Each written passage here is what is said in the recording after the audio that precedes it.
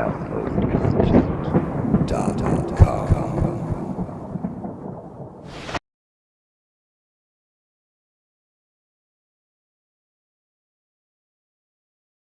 saw a video on your YouTube channel the other day where you were talking about why you won't do alternative radio anymore and how it's kind of a cesspool just like mainstream media. Okay, yep, I remember that one.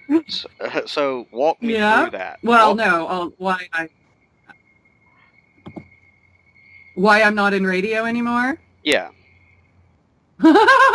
Okay. Where where do you want me to start?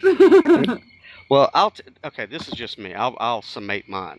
I got into alternative radio for less than 2 months, and when I got into it behind the scenes, I saw the most ridiculous infighting. I saw an amazing clout of ego being thrown around by different people who think that they're bigger than what they really are, or that their opinions are somehow authoritative over other opinions, when really, you know what I mean? In this day and age, anybody can get behind a mic and in front of a camera and say anything they want to say. You know, Yes. so and I've addressed this previously, that in today's society we're running a risk of trusting anything we see in a screen or hear over the air as an authority. We're allowing that to sway important life-making decisions. Yes. You know what I mean? And so I saw that very quickly, and I also saw that even these quote-unquote alternative networks that say, "Oh, you can say anything you want to say." That's not true either. You can't say anything you want to say, because you'll find out that you get kicked off of quote unquote the air in less than 3 months. Oh, wow. Have you been kicked off the air somewhere? Oh, I've been banned from quote unquote alternative networks. I've been my show's been dropped, things like that. Oh, really? Can you tell me like who or where, or because that could give me some insight as to what's going on, and to better answer your question. I saw a lot in 10 years in alternative media. Right. Let's see. I kind of learned who, you know what I mean? And I actually was on the road and meeting people in person. So all of my experience, I just want to say, is 100% firsthand. I don't say, hey, I read some blog, so I know that this person is blah, blah, blah. No, anything I say is spoken from my direct experience. Right. Let's see. For me, I mean, well, you know Chuck Ocelli, right, from the Ocelli Effect? Okay, he's a great guy. He's in it for the right reasons, because it certainly ain't the money. Yeah. The people who are, I mean, and we all know that this kind of started with Alex Jones, but and there are a lot of people who are jumping on the diving board of Alex Jones, but I'm just of the opinion, look, I already know about chemtrails, I know about 9/11, I know about all the stuff that can make me fear waking up in the fucking morning. I already know that shit. Exactly. And so why do I want to go from Infowars.com, hypothetically, to another, quote, alternative network that's just repeating the same thing on Infowars, just diluted? Exactly, with a couple different words. Yeah, and it's as if it's theirs, and like somebody actually went out as a journalist and investigated. Yeah. Yeah. And I'm like, and now don't get me wrong. There was a point in my life where I did have my head in the sand and say Alex Jones was necessary. Definitely. Okay? Me too. Like you go, oh my God, well, it wasn't 9/11 with him. Michael Moore actually got me with that way before. But Alex Jones got me with, FEMA camps and stuff, because I live in Georgia. And when he was talking about the coffins, I was like, holy shit, I've driven past that and seen it with my own eyes. So Alex Jones had to scare me and a lot of other people, right? Definitely. And so it's needed, and I've evolved past Alex Jones to where I'm not so afraid of things anymore, and I realize that it's all consciousness to an extent, to a great extent. Who am I fucking around with? It's consciousness, right? So it's like Churchill said, or whatever, channeled, there's nothing to fear but fear itself. So I want to move on. What else is out there in experience besides the government is, a bunch of shit bags and they're poisoning the water and the food and everything else. I want to move past that, and Thank you. you know what I mean? And so That's I'm looking exactly, around. yeah, I'm that's exactly my path too. And in fact, my first few radio shows were all of that. Did all the political crap, did all the secret society crap, did everything. Fabians, perestroika. I mean, shit people never even heard about. Third call, all of it. And then I got to a point. It's like, okay, well, we already know this, so let's move on. What? So Soul Journeys Radio, when I started that, was supposed to be, okay, now we already know. Let's move forward. What can we do about it? So that's when I started focusing, teaching practical things because my goal was I wanted people to be able to take something with them every single show that they could use to improve their lives right then and there without spending a penny. Mm-hmm. And that's what I did, and that's when I got my ass kicked. You're not allowed to do that. You got to play the game. Exactly. Yeah. See. Yeah. And after I became a published author, which that was my dream, my whole life. Get a book with my name on the cover, right? All right. And it be a real good book, not just to have, And so I did that, and then I was like, well, shit, I didn't really plan past this for life. I really don't know what to do now because I've achieved, what do you do when you've achieved your dream? So I was in the Ron Paul movement, the Liberty movement, around that time. And I was also exploring my spirituality from fundamentalist Baptist into areas of Buddhism and Hinduism and Gnosticism, Islam, and starting to see the interconnectivity of those things. Now, I was still operating in the Republican Party for Ron Paul. Right? Well, yeah. I did the exact same thing as you, and then I went against everything, and signed up, again to vote Republican, so I could, spend all my time and dollars with our great last hope, right? Or last hope, whatever it was. Right. Yeah, I did that too. And so, while that was going on in my life, can you hear me okay? Because I moved the mic away for just a second. Totally. All right, yeah. I'm rolling a joint, so you got to Nice. bear with me. So what I started to really, really notice as I was expanding my spirituality was that the Republican meetings, and I'm in the South, I don't know about the rest of the country. Like you said, I can only talk about firsthand experience, okay? Yeah. And I'm just going to say what I saw. And it's that when you got to the Republican meetings on Sunday, everybody's talking about, well, which candidate supports Israel? Yeah, it's the same everywhere, dude. Okay. And I've literally been everywhere in this country, except for Alaska. Right. So I go, okay, well, I get this because I actually used to be, now I'm an ordained minister now, but I used to be a Baptist Sunday school teacher who was all into, Zionism and the prophecies about Israel. So I understood all this 100%, okay? I know the logic, I know the thinking, I know that it's rooted in the King James Bible, okay? I knew this. And I knew that entire interpretation of the nation of Israel that they were getting was bullshit. Yeah. Absolute and total bullshit. But, so you show up on Sundays and you got the preacher, or Sundays, pounding the pulpit saying, those who bless Abraham will be blessed and those who curse will be cursed, and anybody who says a bad thing about Israel, God's going to put you in hell. Yeah. And then those same guys in the churches would go to the Republican meetings and make decisions about who's going to represent us based off of what they heard from the pulpit. Yeah, because some other country by genociding people who have been there for thousands of years is going to help us here in America. Yeah.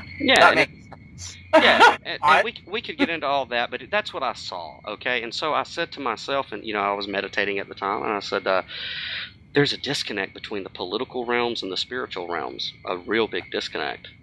And if we could because typically people in my spiritual circles are not political, and then people in my political circles are religious, but they're not spiritual, right? Mm-hmm. So I said, there's got to be a way to bring them together, and there you get ZenInTheCar.com, okay? And what that was to bring together people of different faiths and then initiate them into the political system to show that we could work together, right? Man, I tried that one too. Got my ass kicked by every side. So instead of just one side hating me, it was every single side, because you're not allowed to get along and come together. You have to keep fighting to be allowed to this. Yeah. But, I had to serve time in that. You know what I mean? And, we did the exact same path. Yeah, so, see, okay then. No such thing as coincidences. But, I started, exploring more alternative media and getting away from InfoWars and stuff like that, and I came across a network that Chuck Cocelli originally was on, right? Which one is that? UCY.TV. Oh, never heard of it. Okay. Goody. So I was his guest a few times, and it was very obvious. I don't go by titles, but if you had to put me in a ballpark, you'd say I'm a Gnostic. Okay. I follow the path of gnosis. First-hand knowledge, first-hand experience. I do what Romans 14 says. I create my own religion. Okay. Sounds pretty practical to me. Right. That way I can't start a war with nobody. Nobody can start a war with me, right? So, except me. Yeah, right. So right, we can only start our own wars with ourselves, but right. We're like Switzerland's, but spiritual Switzerland. That's great. So it was obvious what my message was, which is, hey, I understand all the negative, bad things that are going on in the world, but I'm an optimist and I believe in the human spirit and I believe in divine intervention. And in the end, we're going to be okay, Yeah. And I've had people say I'm pissing up a rope. I've had people say, oh, your head's in the clouds. Keep on wishing. Okay, well, you know what? I'm content to live my life that way. Well, those are people that believe in and fear death. Sure, right. Once you... Because that's how we are so controlled, and that's why we stay in those paradigms. And I think there's actually a heck of a lot more to it. But, I think that's what it all boils down to. And I think people who have experienced a little bit more and realize that death is really just a birth and this is all, man-made control. It's actually, I'll use the term loosely, but it's a spiritual battle going on. And I don't mean like as in fight. I just believe that there are unseen forces that influence people, and we have to take it within, not without. We can't change anyone around us except by being ourselves, discovering our innate abilities, talents, and living that message that we want to portray. And then sometimes people are, wow, that's a cool seed. I think I want to do that. But the whole proselytizing and trying to help or fix other people doesn't work. We have to fix ourselves first. Right. And see, all right, you use a hashtag all the time, and I know we're switching topics, but that's cool. Your hashtag is Aphrodite died here, right? Well, it's Fro died here. Fro is short for Aphrodite, yes. All right, now, because I already know where you're coming from when you use terminology like that, and I've heard your YouTube videos about your death experience. Wink, wink, nod, nod, So, as somebody who has also had a quote-unquote death experience, wink, wink, nod, nod, relay yours to me, because from my understanding, you got some sort of a West Nile virus that fucked your brain all up. Allegedly, yeah. I mean, truth be told, I have always been, most of my life was battling some type of illness. And when I healed myself the first time from doctor said I had 6 months to live, you'll never walk again, never have children, popped out a kid, all of that stuff. And then I got out of I was paralyzed from the waist down, got out of a wheelchair, had a bunch of strokes. Then I thought I was healed, So I started teaching everyone else how to heal and how easy it was. And I was like the picture of health and thought I knew everything. Yeah. And I think if I was a writer, a good name of a book would be The Mosquito and the Ego. So I end up in Florida. I had just wanted to take a 30-day break from I wanted to take my own soul journey from Soul Journeys Radio. And little did I know, well, it was hilarious if I probably shouldn't have gone, because from the first second I went to give my neighbors some money, thank them for watching the house. The car is running, all packed, ready to go. It's raining. I slip down the clay, rocky, clay and rocks, slide all the way under my car, break my left arm. Oh, I still keep going. Then ice storm comes in so bad that I'm literally watching the drops freeze. And of course, my windshield wipers break. It's a Sunday night, small town Oklahoma, nowhere to go replace them. So I have to make it to my destination, pull over every mile to frickin' scrape my windows. Oh man, every single plan I had, somebody died or unexpectedly had to leave town. Like, every single thing. Anyways, that journey turned into 4 months. Everything I planned went wrong.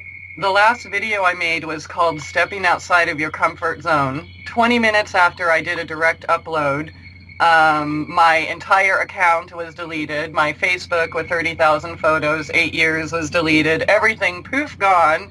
Then I go to the Everglades, get bit head to toe from mosquitoes and who knows what else. And then I start breaking out in these rashes, and, I'm living on the road and camping and having my survival adventure. Like, honestly, when I went on that adventure, I planned to struggle.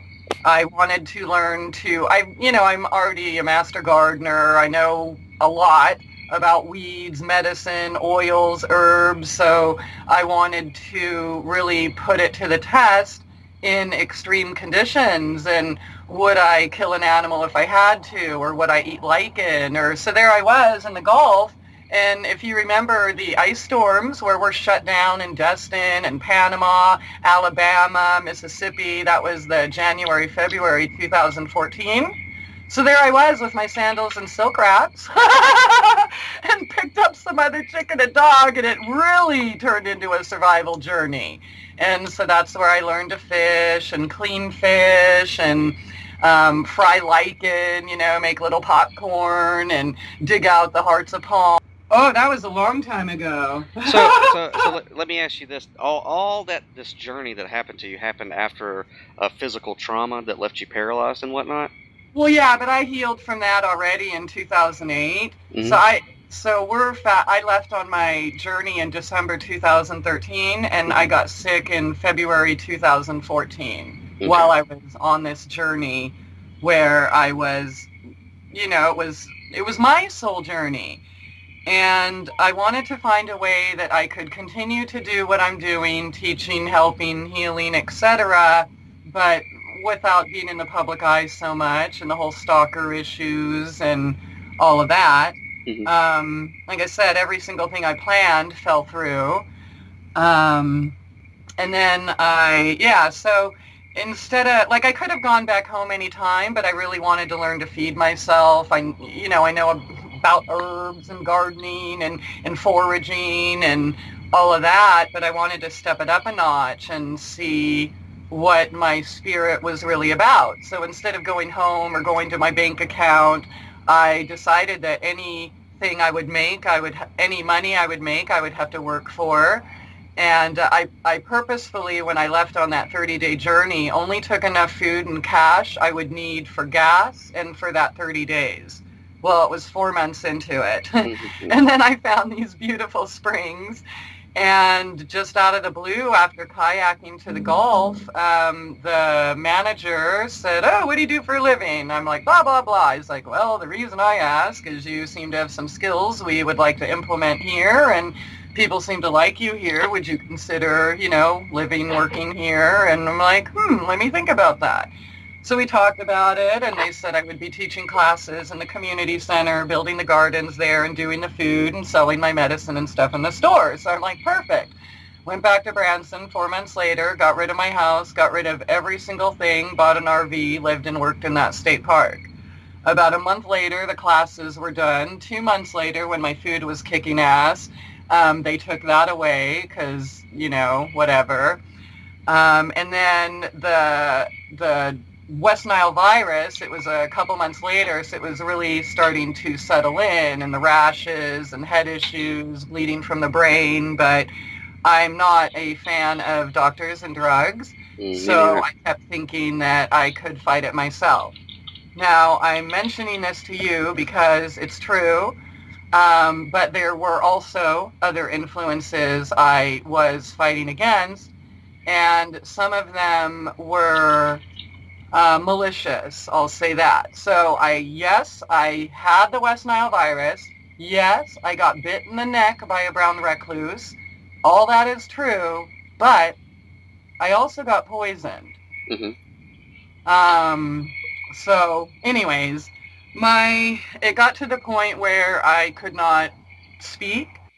I couldn't feed myself, like literally, but I was still resistant. People were picking me up off the ground. I couldn't walk. But I was scared to death to go to the doctor, and because I knew all they were going to do was drug me up or whatever. And then, so I remember I was sitting outside one day, and Diane came by to check on me because the older people would come by and pick some food from my garden for me, make me a salad, make sure I got my fresh juice, and respect my wishes about not being forced to go to doctors. And I asked her how Suzanne was, and she looked at me like there was something wrong with me. And what do you mean? I'm like, well, I haven't seen her in a few weeks. She went to go visit her kids was the last I heard. She's like, Christie, she was just in your house in your RV this morning making you juice. Oh, shit. And then, so I realized at that point my memory was gone, and I just figured I could hole up in my RV and die in peace. But no, that's not allowed. Not allowed to die in peace. You have to have extreme pain, 0 sleep for 4 months, and then somebody force you into hospital. So there I was for 10 days, a bunch of strokes, and I don't even really know everything that happened. But I never really got answers. I had no insurance, no money, no anything. Nobody would even help me fill out the stupid forms. They knew I couldn't write. They knew I couldn't speak. They knew I couldn't, I could not get help for whatever reason. And so I actually, kind of crazy, I met somebody while inside the hospital that came to rescue me and took me to their property so I could rest. I had 8 strokes in that period from February to, June of 2015. And then I decided that if I was going to live, I had a bunch of dreams and things happened during those strokes and loss of consciousness and stuff, but I decided that if I was going to live, I had to be where my heart always wanted to be, number 1, cooler weather, number 2, 3, no bugs. I can't take the heat. It hit ever since my brain stuff. If it hits like 75 or 80, I am totally worthless. So I sold what I had left, including the RV, and then made the trek up here to Washington. And I forgot the question. I'm just like telling the whole no worries. Story after injury, but I ended up back in the so I made it to Washington last summer, and there were some other issues. In the winter it got too cold, so I went back south again, and then my legs stopped working again. I wasn't able to communicate again. I had blood shooting out of my brain again. And so I got out of the hospital February, I think it was 29th. That was this year, 2016. And then taught myself again to walk and talk on the streets with 0 income, trying to find where the place that was in the back of my mind that I was supposed to be. And I guess I'm here now. Well, whenever you were talking about healing yourself, In what manner do you mean? Like homeopathy with homeopathy, or Healing I've found, and I am a certified health coach. I have a PhD in metaphysics, blah, blah, blah. All of that is irregardless. Mhm. If you talk to me 3 years ago, I would tell you, I would tell you the same thing, that it's all-encompassing. It's not just physical. It's not just mental, spiritual, emotional. It's all of that, yes, but I have discovered even more. So my methods of healing are, I don't even want to use the word extreme. They're just different. Mhm. And not extreme at all. They are very subtle and gentle, but they take work that only the person can do for themselves. Mhm. And this is not to say that I have the ability to help it. I don't know if you know Ricky with gangrene and energy healing and all of that other crap I do and have done and am capable of. True healing is not where I allow a force to come through me to help you. It is where I teach you to be able to do it yourself, so you never ever have to come back to me or pay anybody for anything again. Right. So yes, I use oils. Yes, I use herbs. Yes, I use food. Yes, I use therapies. Whether it is talking. I mean, it has a lot to do with emotional breakthroughs. One of the number one things I'm focusing on right now, which I have a ton of evidence to prove with witnesses, is learning to say no. Mhm. Is like the number one easiest, quickest way to heal. Right. And this is a fact. This is way before food. This is way before mind over matter. Right. This is way before essential oils or drugs or anything. Mhm. It is learning to say no, when, not saying yes when you mean no, and getting out of toxic environments and stopping blaming yourself with all this new age crap programming we've been fed. It's funny you say that, because I've been on a Mark Passio kick for the past few days. Uh-huh. And one of the most recent talks that he did, I think at Free Your Mind 4 or whatever it was, he said, the hidden word or the lost word is no. Oh, really? Yeah. Wow. And he does great work, especially like on the Matrix and symbolism within the Matrix. But it reminds me of Neo in the hallway, to negative thought processes. And I'm not saying, I'm not trying to say you should ignore negative thought processes, but overwhelming you. My mom's a 2-time survivor of cancer. And the second time, it was just because she said no. I'm not doing radiation. I'm not going to do that. And I'm not going to die. And that was over a decade ago, Yeah. And we had the mental going on, we had the psychological, the spiritual, and we administered vitamin B17, apricot kernels. They had given her 6 months to live with stage 4 cancer. Well, it's almost 12, 13 years later, and she's not in remission. The cancer was gone. It's gone, and has been gone. So, I've had personal firsthand experiences with homeopathy and, just the mind itself being able to heal the body. I've had firsthand experiences of that. Yeah. You have too. You really can't meet anybody on the street that in one way or another has experienced it and may attribute it to prayer or a miracle or whatever. Yeah. Mm-hmm. But everybody has had some experience with it, and then it makes you wonder why, like if you go to a bank or to a grocery store, they ask you if you want to make a donation to look for the cure for cancer. Yeah, like, no thank you, I've already cured it. Yeah, or diabetes or something like that, and you're like, wait a second, it's just raw food for diabetes. This knowledge exists out there. So, I too have a very strong aversion to quote unquote modern medicine, and the whole hospital system is just a little too Pink Floyd's The Wall for me. Yes. You know what I mean? Yeah. Seems too much like an assembly line, Mm-hmm. So I got you there. But getting to It's kind of total overhaul, though. It's self-responsibility. Healing is self-responsibility, and that includes. I'll tell you what. I'll tell you a story, not just true within myself, but many other people that I work with. And I don't want to. I'm speaking about adults here. What about the children or this or that? That's totally different. I'm speaking about adults here and the dis-ease that we suffer and how we and okay, this is not to blame anyone. Been there, done that, and I understand, and I'm not blaming myself or anyone else who's suffering anything, because these pains, these issues are here to teach us if we listen, okay? What you resist persists. So we're taught, oh, I have this pain, let's go take this little drug and make it go away and everything's going to be all right, right? Well, no, it's not. Because best case scenario, you're suppressing a symptom. And I'm not talking about just mainstream drugs where you're suppressing a symptom and causing 15 other problems.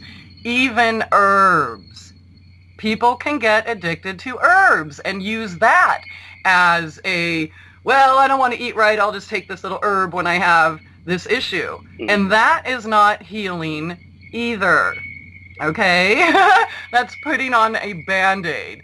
So, when it comes to your food, you have to, like Hippocrates said, let thy food be thy medicine and medicine be thy food.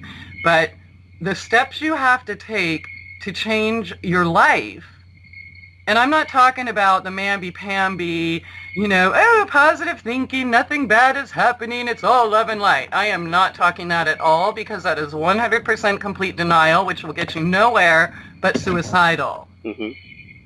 When we are in situations, I'll use an example. I am in a marriage, and I am really feeling sucked dry, but I have children, and I'm on the board of the PTA. I'm also on the board of the Homeowners Association. My husband, he never ever speaks to me. He's always away working. And, frankly, I'm just tired of picking up after his ass. I'm tired of showing up all these meetings and not being appreciated. I have no time for myself, no time for my children. So all of a sudden, I'm going to be diagnosed with some autoimmune issue, for example, like fibromyalgia or Hashimoto's or MS or lupus, or these things that debilitate us so that our body says no because we are too chicken shit to use our voice and say no. Now, some of us, we will end up bedridden, and we will realize what contributed to that and hopefully find ways to heal if that is what we want. For other people, well, now they get a disability check and they want to keep that. Or now all of a sudden they have people taking care of them, and, they kind of like that. They want to be dependent now. They want a break, or they want people to, they feed off of people feeling sorry for them. And again, I'm not denigrating anyone or saying this is always true. I'm just saying we hold on to things that benefit us. And this is a fact. And as a holistic health coach and being able to talk to literally thousands of people, I have learned there are people who do not want to heal because of whatever benefit they are getting from their illness. Right. So that is something that definitely needs to be examined. But for those of us who do want to heal, our actions have to match our words, which have to match our soul path, our heart's desires, period. Anytime we stray outside of that, we will get an indicator. Like, for example, I'll use myself again. 12 days in a row, Daniel, I got cut, burned, fell, bruised, literally head to toe, whether from ice or falling under the dog shed in between the deck, or, literally bruised from head to toe. I can tell you exactly why. And I knew, but I still felt, well, they need me here, so I'm going to show up anyways, or, well, I said yes when I really meant no. Mhm. And I paid for it. And all of those things are warning. And if I look at where those injuries are on my body, they're no accident. Right. So I got to ask you this now. Before all your entire journey from, taking your soul journey to now, have you been familiar or have you heard of Joseph Campbell's The Hero's Journey? I have heard of Joseph Campbell, but I haven't obviously been able to read or be online much, being homeless. No worries. The last few years. All right. And I got to ask you this to kind of gauge where I can, if I could talk about reptilian shapeshifters and stuff. Absolutely. You have to gauge who you're talking to, see what level they're at, So were you into the esoteric at all, or the occult or spiritual, whatever you want to call it? I was born into it. I want to hear about that. What were you born into, if you don't mind? So my grandmother, Aphrodite Christina, who I'm named after, I'm Christie, though no N. She's from Greece, and her mother and my mother are, I'll just say this, arranged marriages.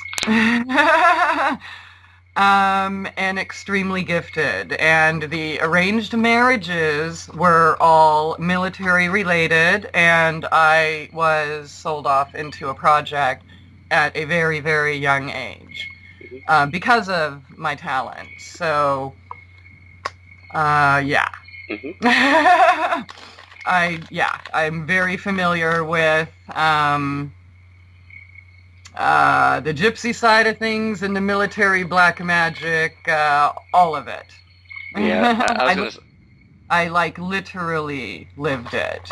Okay, so you weren't born into any type of Orthodox Christianity or mainstream religion? Well, that's actually yes and no. Okay, so my mother, we went to church because it looked good, mm-hmm. right? But she didn't actually practice anything. And my dad was off killing people, black ops, Secret Service, stuff like that. So I never really knew him. Mm-hmm. My grandmother, on the other hand, was more Greek. She had to, she went to a Greek Orthodox church on Christmas and Easter just to hang out with other Greeks, pretty much. Mm-hmm. So although my mom was not a church goer, I was bombarded heavily with all of the same Bible stuff that even if she did believe, I would, just like all of my Baptist friends that were afraid of dancing. Well, that was me. I wasn't allowed to go to dances. I wasn't allowed to hang out with boys, premarital sex, you're a slut. Even when I was raped at 16 years old, I was a virgin, and my mom called me a slut. Mm. Yeah, and I'm forever ruined. And then having a baby out of wedlock, I was disowned, and yeah. Okay. So yes and no. Does that make sense? Yeah. Damnation, but not the good aspects of religion, community and we got your back type thing.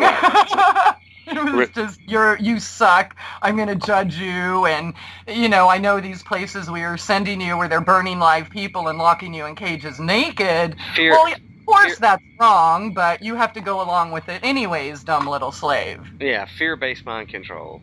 I mean, that's, the whole thing is fear-based mind control. So, did you always question that, or was there a point in your life where you were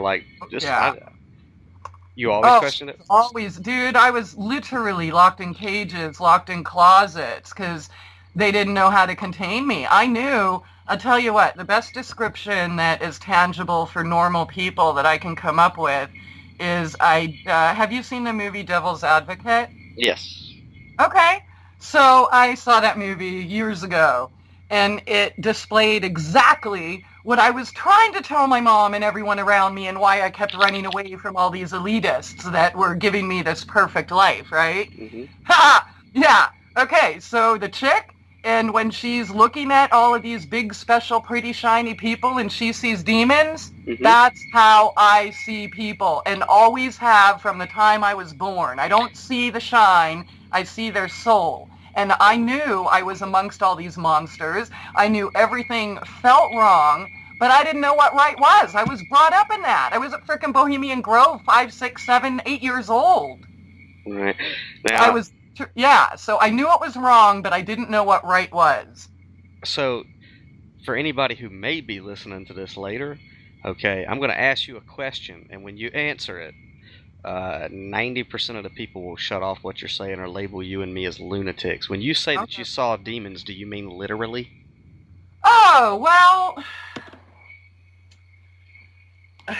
yes and no. Okay, so most people, when they meet you on the street, people in the Matrix, they're going to look at your shoes or your hat or your dress or maybe even notice the color of your eyes or the color of your clothes or the color of your hair. I don't see that.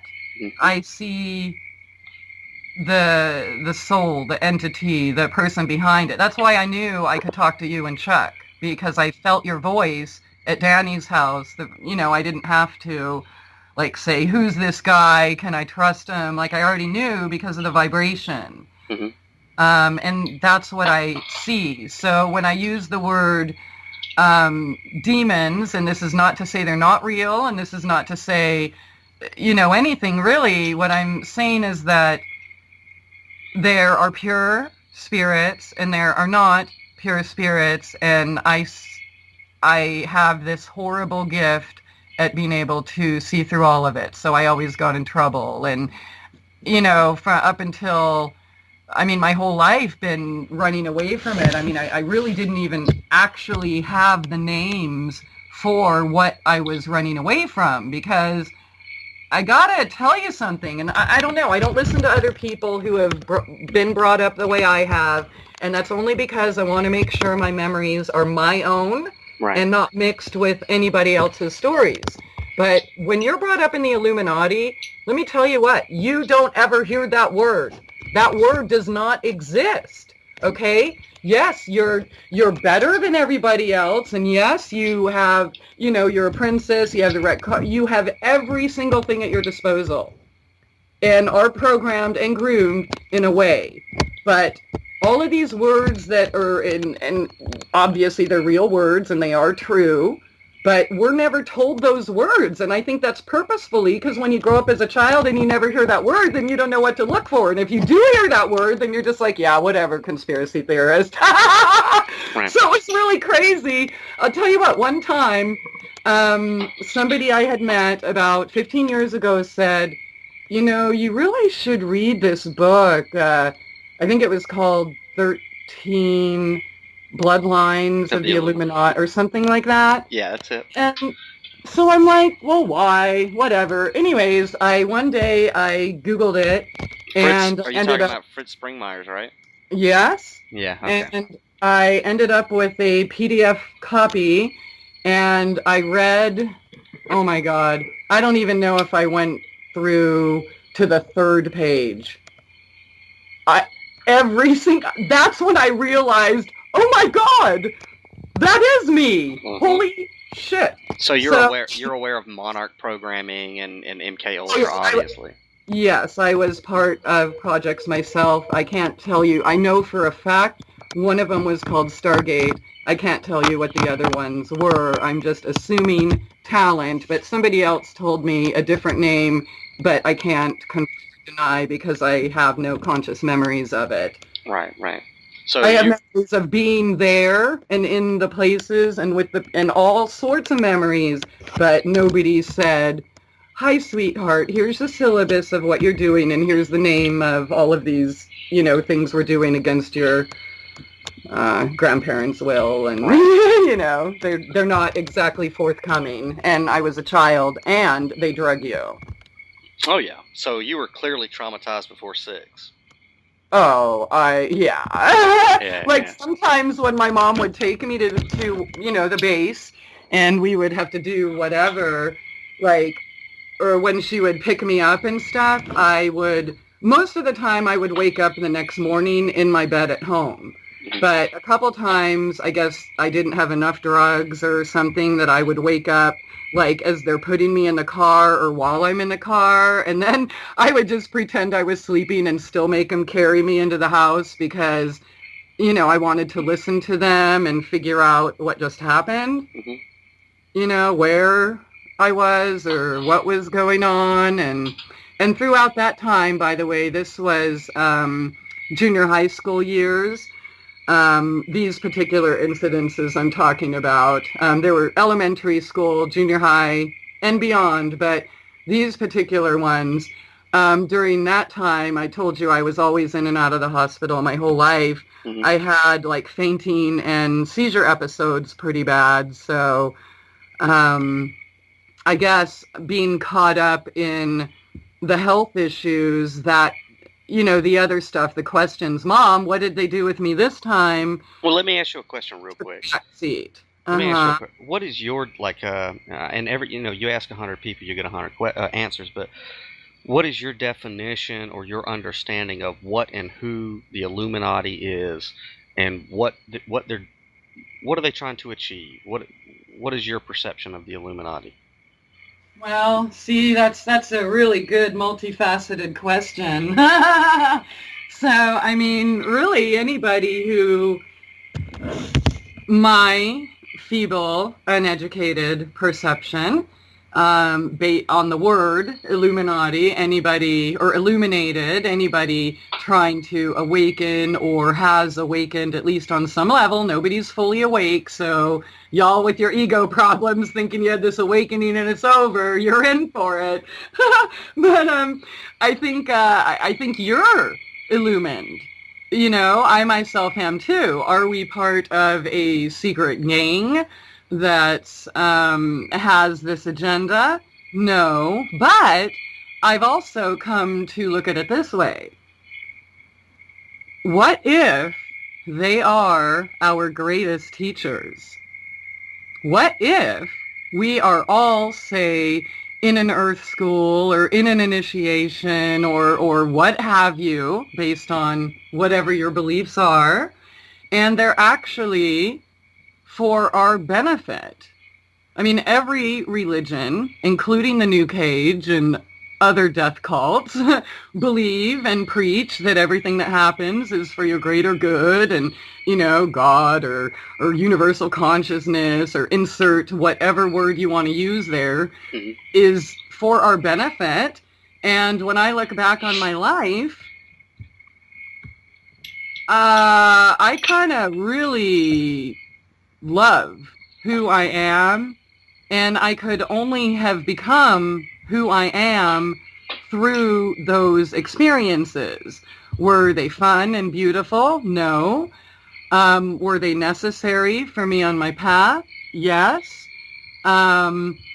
Is there a secret cabal planning horrible and acting out horrible shit? Absolutely.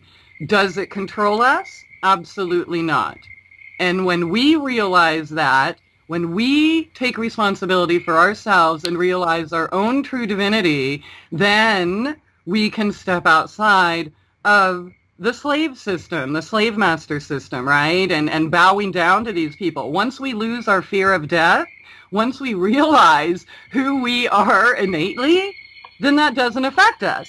And this is not to say, look, again, I've been affected by, I've been framed, I've had law enforcement at my door, this and that. Okay, when shit like that happens, deal with it. But that doesn't mean you live in fear. That which I have feared has come upon me. That doesn't mean that, you miss out on life because you're afraid of what might happen if you say this, or if you go there, or if you hang out with this person, or if you follow your heart, or if you miss your frickin' phone bill a couple months, We miss out on life because of our fear of the Illuma-fucking-Nati. Yeah. Like, come on! So... Well, okay. So me and you are on the same page. When it comes to the word and the term and the idea of the Illuminati, we take it past physical old guys in a room, a smoke-filled room. It goes way into the metaphysical. Yeah, and I think the best kind of retort to the Illuminati that I've ever seen was, I think, Hip Hop News on YouTube or something. It's like a sketch comedy thing.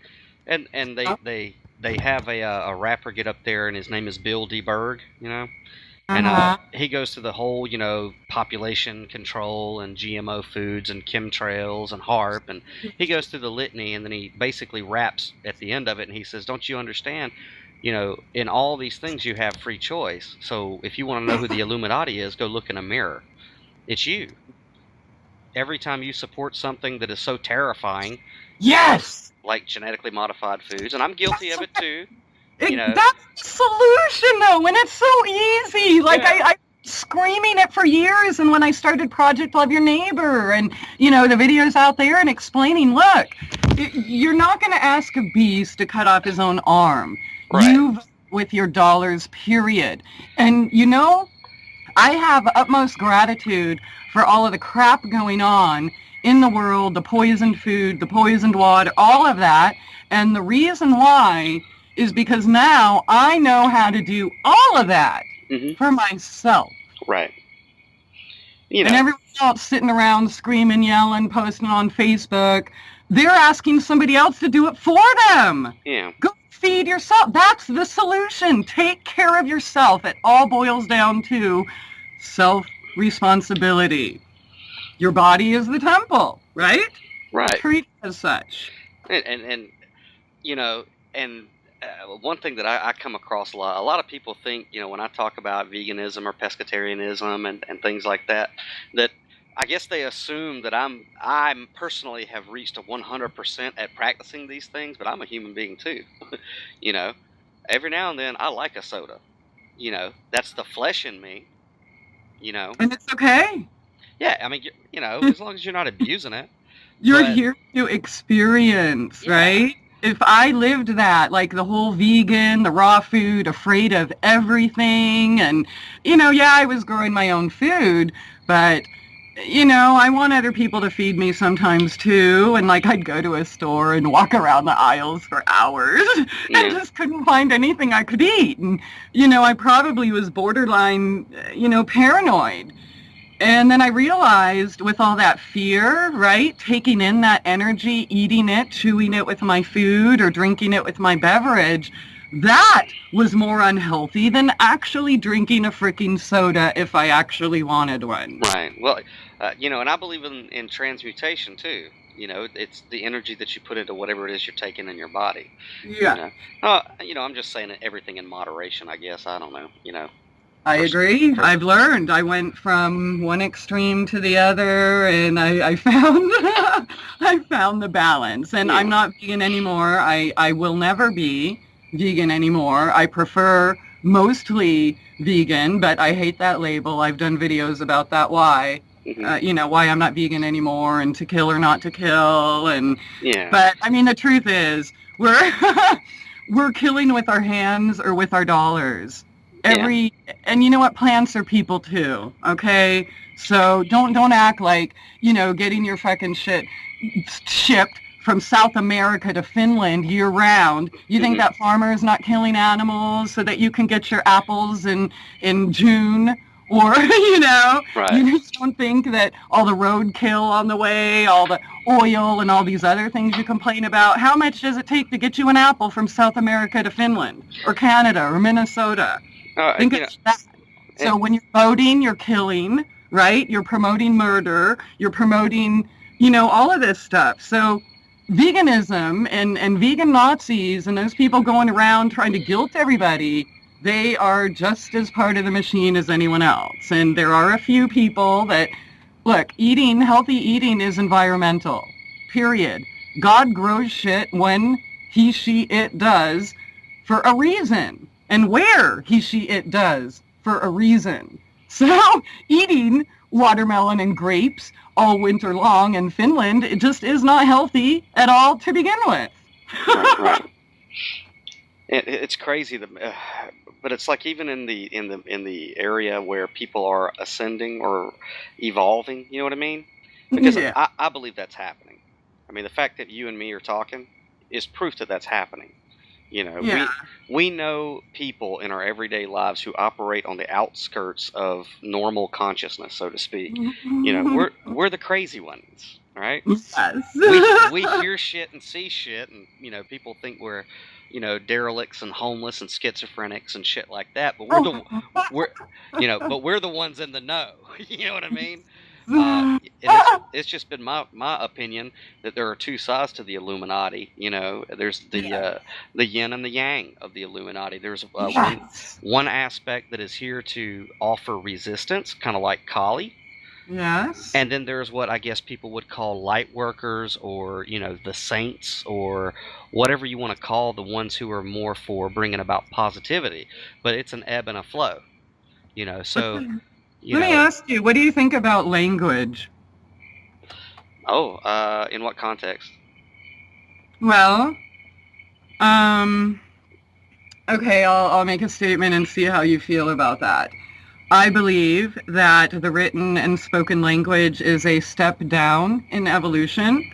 I believe that words have been made the way they are intentionally to deceive. And I believe that in the context of any type of religion or belief system that gives you mantras, so to speak, and we're repeating these words that we are bringing in, well, spelling, they don't call it for spelling for no reason. We are casting spells with what we say, and our hands are our wands, and our emotion is the magic behind it to make it happen. And I feel that you mentioned light workers and things like that. I have seen certain words, buzzwords that they use, and that acts as a mask for what's really going on while conjuring or operating under the influence of something much darker. Yeah. What do you think of that? All right, I'll tell you a story. Right. Okay. I had an uncle, and he was a 33rd degree Freemason. Okay, and he was very serious about his vow of silence. As far as I was concerned, he never outright said anything about the lodge, right? And you know, my dad, he was an electrician, retired military, and all that, but he never went into the lodge or any type of esoteric. You wouldn't think anyway. But me and my uncle were never very close until this one instant where my grandfather was dying, and we lived in South Carolina, a little bitty town, and my brother was working in the town next over. And they needed somebody to navigate my uncle to go pick up my brother and everything, right? So it was a long ride from the little town I was in to go pick my brother up. So the silence got a little awkward, me riding with my uncle, right? And I'm a little kid. I'm in elementary school. Finally, he says, "Son, let me ask you a question." I said, "What's that?" He said, "What are they telling you in school is the most important subject for you to be learning?" And I said, "Well, they're telling me math." And he was silent for a second. He said, "They're wrong." I said, "They're wrong? What do you mean?" He says, "That's not the most important topic or subject that you could be learning." I said, "Well, what is it, Uncle Don?" He said, it's literature, the ability to read and to write." He says, "Words are the most important thing, son." And I said, "Well, how do you figure, Uncle Don?" And he was a painter by trade. You know, he says, "Well, I'm a painter, and don't quote me on these figures because I'm bad with math, but I'm just going to spitball some prices at you, all right, Christy?" So, might totally be fucking left field from the painting industry. I don't know. But anyway, so he said, "You know, I'm a painter by trade, son." I said, "Uh-huh." He said, "I got competition out there." I said, "Yeah." He says, "One of my competitors put an ad out in the paper last week that said, we'll paint your house for $500, right?" And I said, "Uh-huh." He said, "Well, I come along the next week and I run an ad that says, we'll strip your house, we'll clean your house, we'll prime your house, we'll coat your house, we'll put second coat on your house, and, you know, then we'll clean up the work area. $2,000. He says, you know, I'll get 3 times as much business as that first fella." I said, "Yeah, I imagine so if you're going to do all that." And he said, "You know what my ad really said?" I said, "What's that, Uncle Don?" He said, "We'll paint your house." Right? You see? And he, right then and there, and I already knew I wanted to be a writer from birth. But right there, he taught me a secret that, you could do a lot of stuff with words. You can cause a lot of damage with your words, and you Yep, can the you tongue can is mightier than the sword. that's right, and you can lift up nations with your words. Yes. You know, but he taught me that about language. Now, so that's one thing that I would have to say about language. Another The thing that sword of truth. I mean, the word words, just move the S to the beginning. yeah.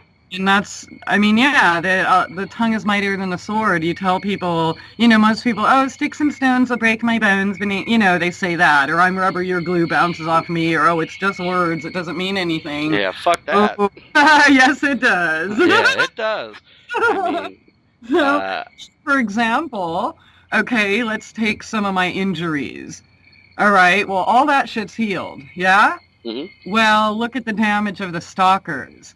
Like, they used words, right, to completely demonize me, turn me into a pedophile, a child abuser, a racist, and everyone believed those words.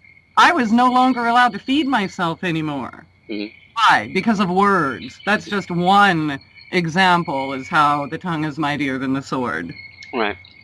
And I mean, like whenever I'm having interfaith interactions, I'm very mindful of my words, because ultimately all disagreements are misunderstandings of semantics.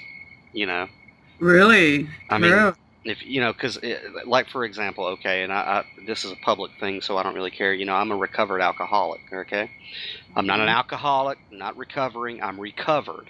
And I know some people are, you shouldn't call yourself that. Look, I get what that does to my consciousness, and I like it. Okay.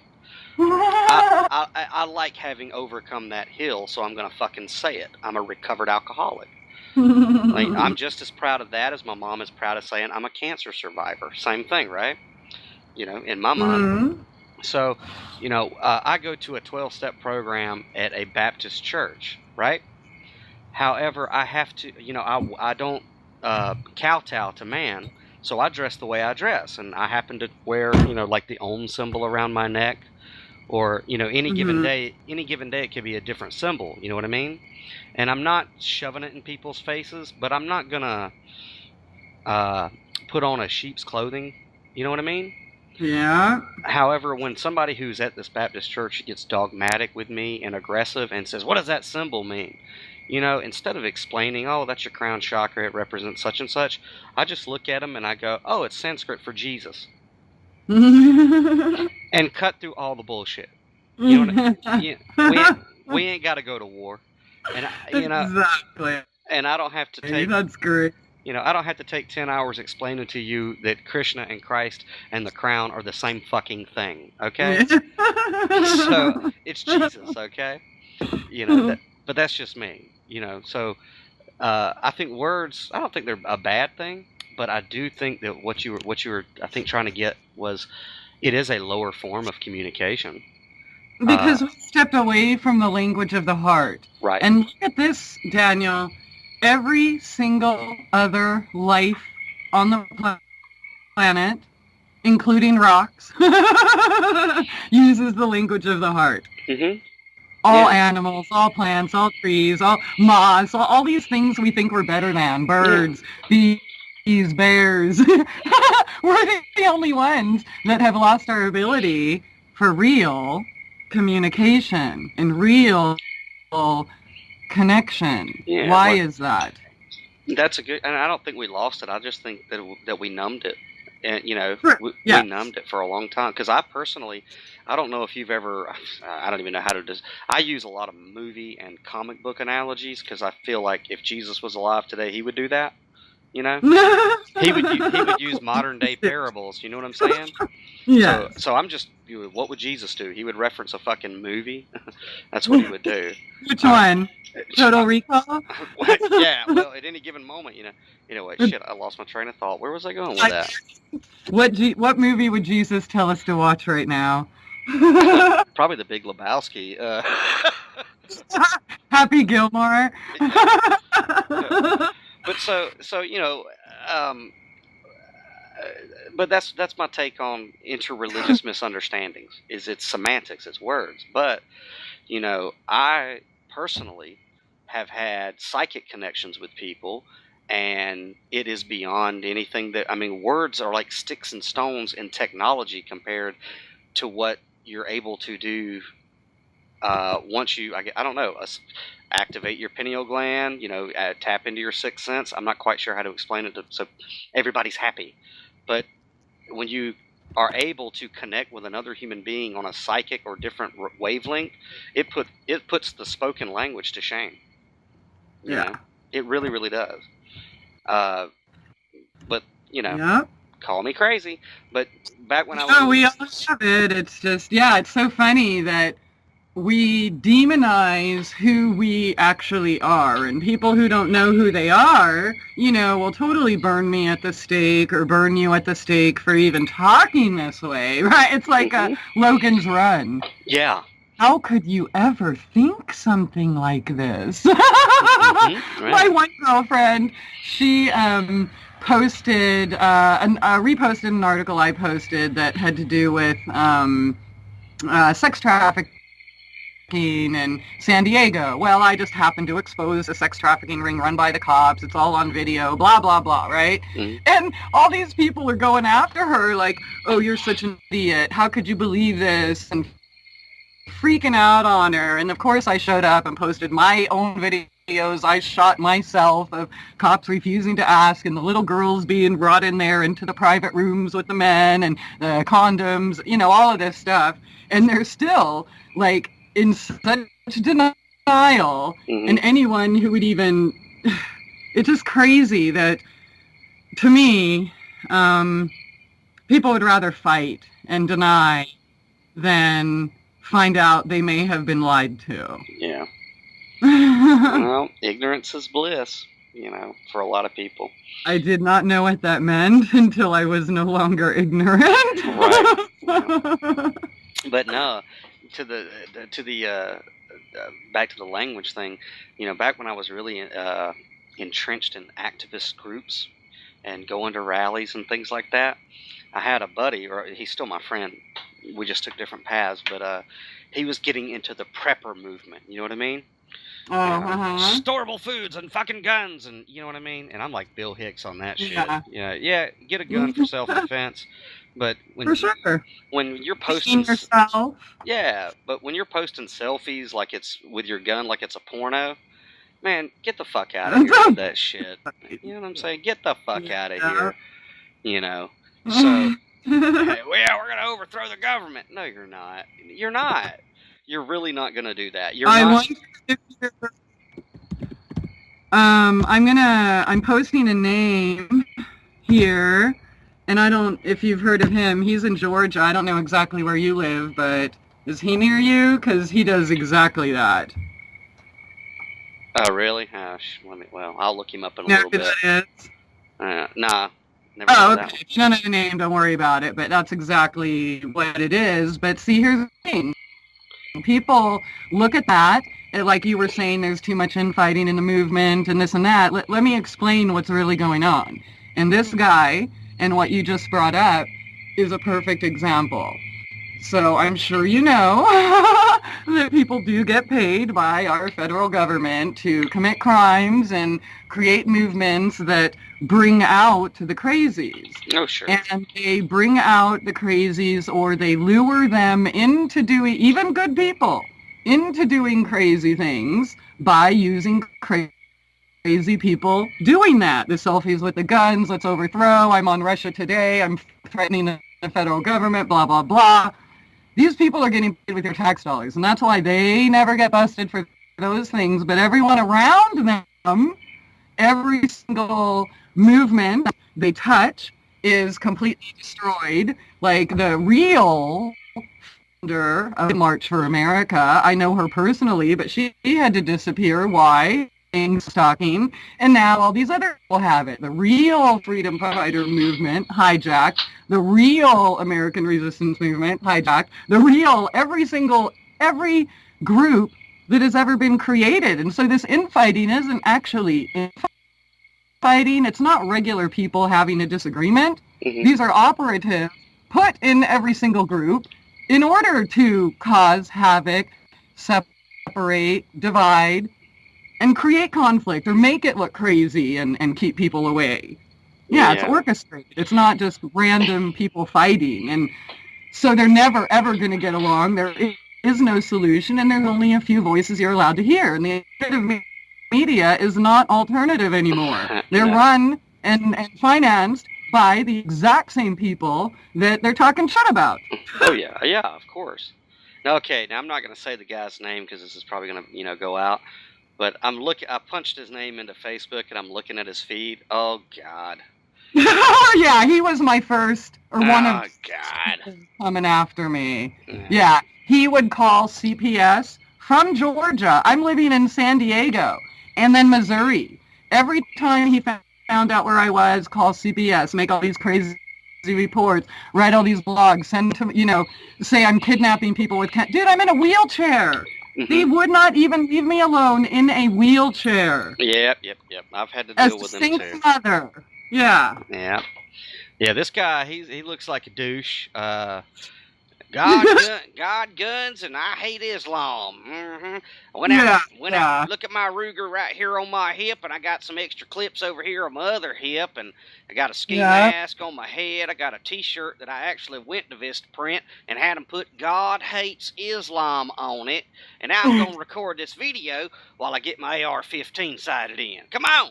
He literally is on international news holding up guns, threatening the federal government. They burned Obama effigies. He was the one that vandalized the Georgia Guidestones.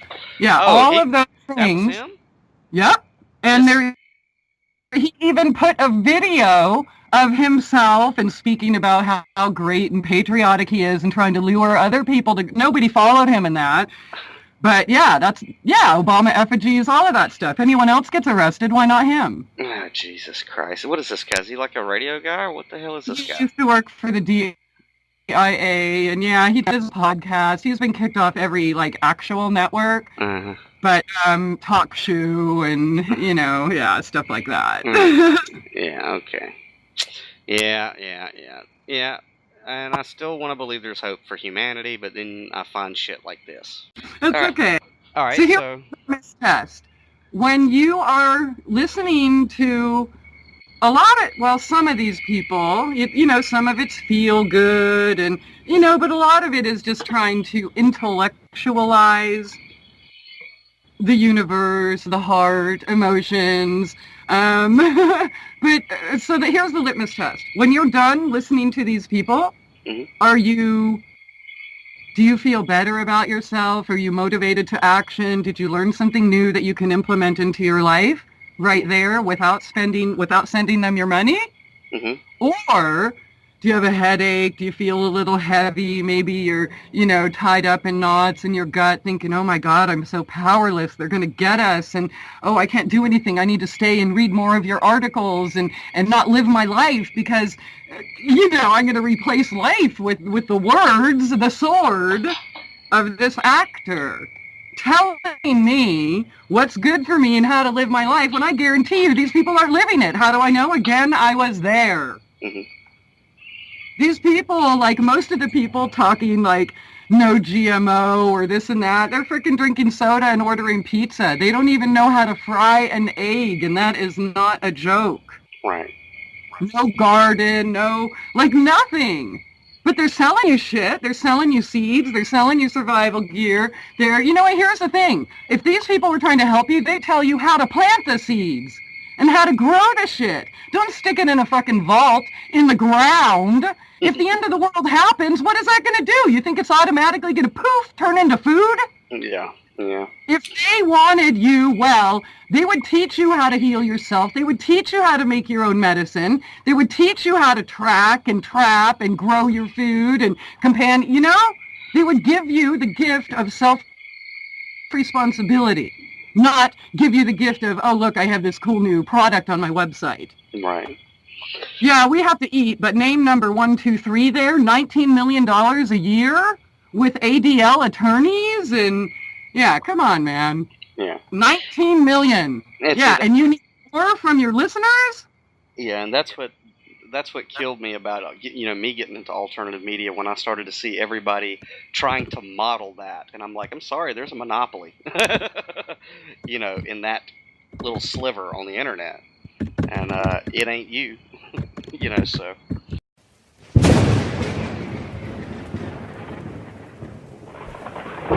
Downloaded content podcast.